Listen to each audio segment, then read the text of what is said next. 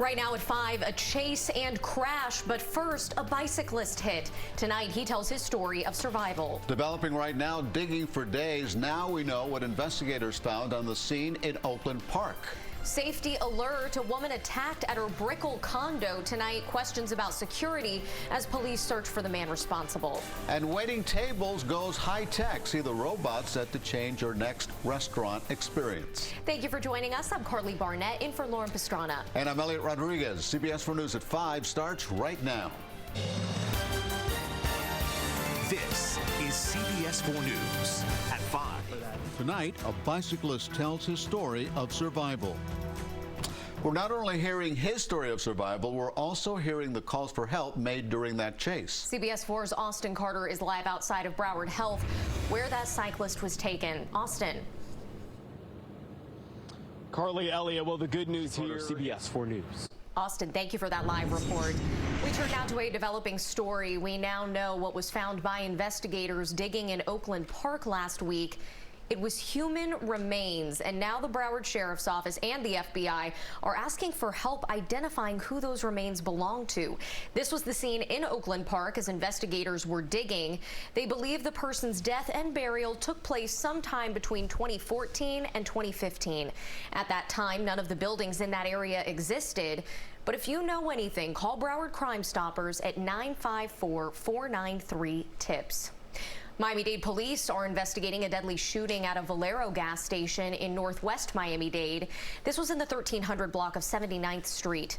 Investigators say there was an argument between two men when one of them pulled out a gun. Police say both men were shot with the same gun and one died on the scene. The other was taken to the hospital. No word at this point on his condition. Now at 5, we are tracking the tropics tonight. Yes, I said tropics. That's an area of low pressure there in the Atlantic. It's something we're watching as NOAA releases its forecast for the upcoming hurricane season. Let's send it over to CBS 4 Chief Meteorologist Craig Setzer. He's here now with details on both of those things. Craig. Carly, let's start with the NOAA numbers first. Now, NOAA gives... Still ahead at 5, terrifying moments for any parent to see. An 11-year-old girl nearly kidnapped in the Florida Panhandle, the crime caught on camera. President Biden signs the COVID-19 Hate Crimes Act into law. Find out why more than 100 Asian and LGBTQ groups oppose it.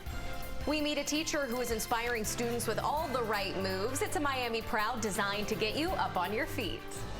Now to the Biden presidency. May is Asian American and Pacific Islander Heritage Month. President Joe Biden today signed a bill designed to combat a surge in discrimination against members of that community in the United States. CBS 4's Deborah Alfarone reports from the White House. President Biden signed the White House.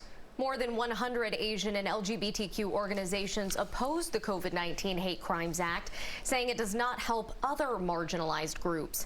After today's signing, the Attorney General called the bill, quote, an important step toward protecting everyone in our country from acts of hate and intolerance. Craig, thanks a lot. Right now, time for an all-new edition of Miami Proud. Ruth Wiesen is a driving force for inclusion in dance education all across Miami-Dade. The beloved teacher has created opportunity and success for hundreds of children through dance scholarships. CBS 4's Lisa Petrillo has this story. In tonight's Tech Minute, meet Astro. It's a robot that just might be the wave of the future in restaurant working. He also might be a waiter or waitress's best friend. CBS 4's Ted Scouten explains. CBS 4 News. Now at 5:30, a double shooting. Police say an angry ex-boyfriend did it, and tonight he's under arrest.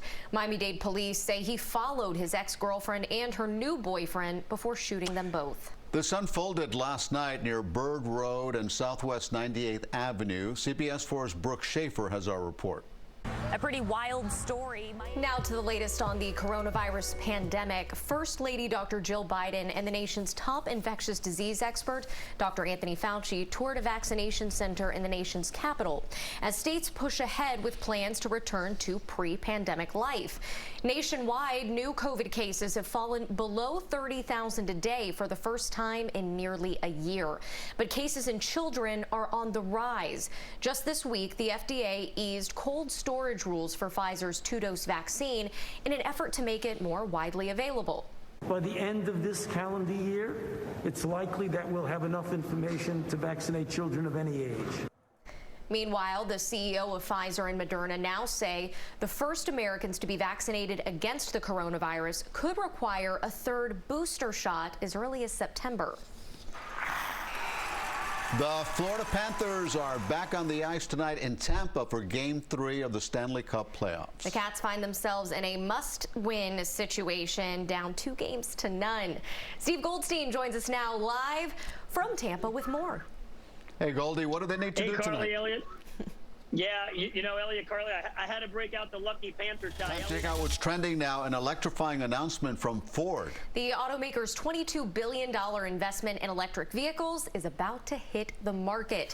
Ford revealed details of the pickup today. It has a range of up to 300 miles.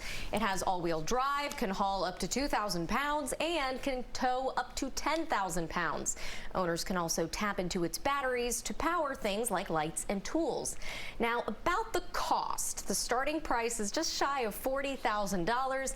That's about $10,000 higher than the base price of a standard F-150. But you don't have to pay for gas. Cher, by the way, turns 75 today.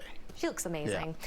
Tim Tebow is back in the NFL and back with his college coach. The Jacksonville Jaguars signed the former quarterback for a chance to compete for a tight end position on the roster. The Jags are coached by Urban Meyer, his coach at the University of Florida, where they won 2 national championships together.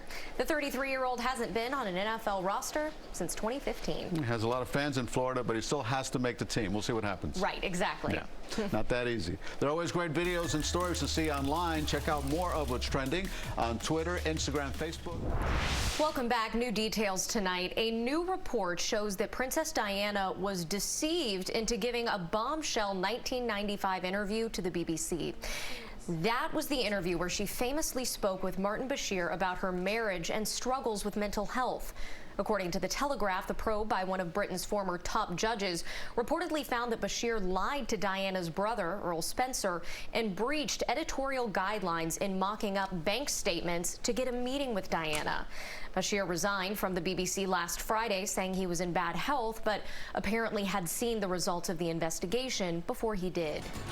It is time for a special Thursday edition of Taste of the Town to coincide with tonight's kickoff of the 20th annual South Beach Wine and Food Festival. The event, Italian Bites on the Beach. Oh, I am so hungry right now, and I think Lisa Petrillo is going to torture us. She is there live with a sneak peek as one chef is cooking up a big party tonight, right, Lisa? Thank you so much, and we're going to be back again at 6 o'clock and 7 and 11 again. Highlights from this great festival. Back to you. Thank you, Lisa. Can you hear my stomach growling right now? No, we need leftovers. That's it. That's CBS 4 News at 5:30. Here's what's next on CBS 4 News at 6. A CBS 4 News safety alert the day after a woman is followed and attacked in her Brickell high-rise. What we found there is very disturbing. The bicyclist struck ahead of yesterday's chase and crash on I-95 is sharing his story of survival. And what you may not know about how much the internet helped all of us cope with the challenges of the pandemic. CBS 4 News at 6 starts right now.